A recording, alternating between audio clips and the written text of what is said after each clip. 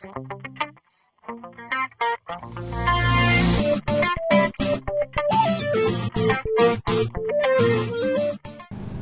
so ito na ulit yung um, update natin sa content creation ng ating website.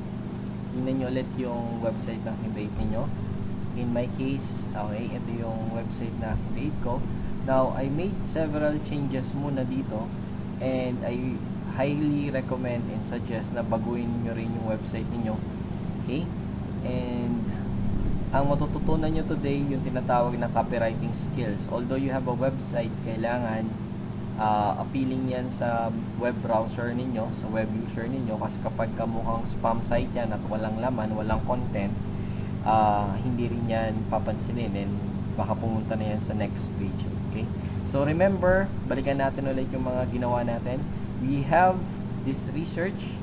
So yung targeted keyword natin, merong volume na 12,000, okay, 3,600. So pag sama-sama mo yan, we have about 30,000 possible visitors per day, or per month dun sa website niyo, basta sa first page ng Google.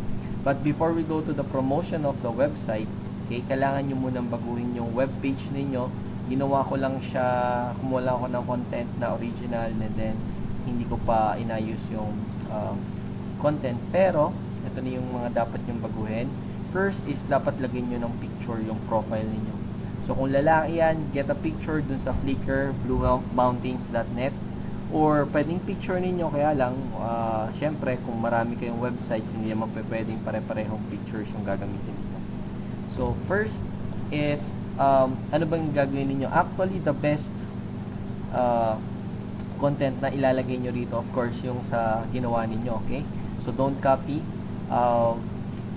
Yung pinakamaganda pa rin yung ginawa ninyo, but kung medyo tinatamad kayo, pwede na rin. Kaya lang, I suggest na kapag gumawa kayo ng sariling content ninyo, okay, ito yung dapat yung tandaan. Number one is, dapat you should remember yung headline, yung pinaka-importante.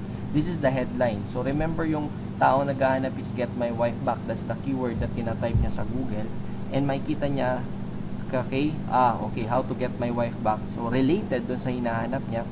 Next is dapat meron kayong attention grabbing na headline. So kumbaga may dating kagad yung headline para maengganyo siyang basahin yung buong webpage. Kasi tandaan niyo, pagka hindi na yan ginanahan and wala na yang nakitang interesting sa article niyo, hindi niya na yan babasahin. So that's the purpose of the picture here. Okay? Para attention grabbing yan. And then I have always tested and have always found out na kapag nagkaroon ako ng mga questions dun sa first paragraph ng aking article, mas madalas nakiklik yan. Kasi remember, you're trying to engage kung ano ba yung, you're trying to give a solution dun sa tinatanong ng sa naghahanap dun sa Google. Okay? So just think about ano ba yung problema niya. Okay? So katulad nito, fear of divorce, fear of separation, okay? And don't give her the answer yet. Don't give them the answer. Don't give any answer yet. Kasi what you would like to establish here is gusto mo munang makuha yung attention niya. So, teka, para may isip, oo nga, ito yung problema ko. Okay? And ito yung gusto kong makita. Now, susunod na part nun is your story. Okay? So, of course, story yan, pwede kayong mag-invento. Kaya nga sabi ko sa it would be good kung meron ka ng idea. Okay? So, paano ba yan? Remember, people buy because of emotions, not because of the rationalization or the intelligent decision. People buy because of emotion. So, try to ano ba yung fear niya dito? Ano bang emotion? Emotion na ba? Fear na baka mawala yung wife niya. So, try to think in the perspective of the person na nagbabasa niyan. And kapag gumawa kayo ng article, dapat parang kinakausap mo lang siya para magkaharap kayo. Okay? So kaya you're going to use the first person. So parang hindi yung tipong encyclopedia na very formal yung dating ng mga sentences. And this is another important tip. Okay? Dapat meron na kayo kagad link. Di ba dati sa baba lang yung link natin papunta dun sa affiliate link, na product na pinapromote niyo, dapat meron na kayo sa first page pala, sa first fold. First fold yung ibabaw niya, okay? Yung pag kitang-kita niya kagad. So, meron kayo kagad link. Para doon sa mga nagmamadaling mga visitor, i-click na nila yan kagad. Okay? Okay, so put a story. Okay? Ano ba yung personal experience niyo kung meron man? Okay? And yung paragraphs ninyo, dapat maganda yung spacing. Every 1 to 2 sentences, space. 1 to 2 sentences, space. Why? Kasi kapag ginawa niyo yung parang libro, parang essay, nakakatamad basahin. So, people skim. They just scan. So, kung nakita nila yung information na hinanap nila, they'll read further. Now, anong ibibigay mong information? Don't give them the solution. Kasi pag binigay mo na yung solution, how to get the wife back, and nagbasa ka, nung nakita mo, pag binigay mo na yung solution, hindi na yan pupunta sa affiliate link mo kasi nakuha na nila yung sagot eh.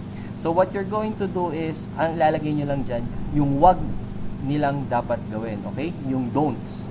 Ilalagay nyo dyan kung ano ba yung mga hindi nila dapat gawin. Okay? So, it's the prevention muna, or yung mga wag nilang dapat gawin. Yun yung ilalagay ninyo. Okay. Now, syempre, hindi nyo ilalagay dyan kung ano ba yung dapat nilang gawin. So, parang ganito, just put here, dun sa last paragraph ninyo, I strongly recommend that you check yung Magic of Making Up by E. Jackson. Okay? And then, put an affiliate link sa baba. Okay? Kasi ang mangyayari niyan is, you're recommending them this great product, and meron kang story na tulungan ka nitong produkto na to, and you're not saying buy. Don't spam them, don't say them buy, kasi kadalasan if you just share them your story kung paano ka natulungan ng product na yan, most likely they will buy and they will check the website. Okay? And maybe some of you are asking yung legality, kung hindi ka mag-aaroon ba ng problema dito pag nagbenta. Kung makikita nyo nandito sa gilid yung related hubs, maybe 80% ng mga website na to ay affiliate links din. So, it's very legal, kaya lang yung America, they release a new law. Ito lang ang dapat yung gawin, maglagay ng disclaimer. So, you can copy this one, just put a disclaimer sa baba. Disclaimer, for information purposes only, the owners and affiliate of product being promoted. Yun lang. No need to say anything about legal, earnings disclaimer, kasi hindi naman to about how to make money online. Okay? So, check on the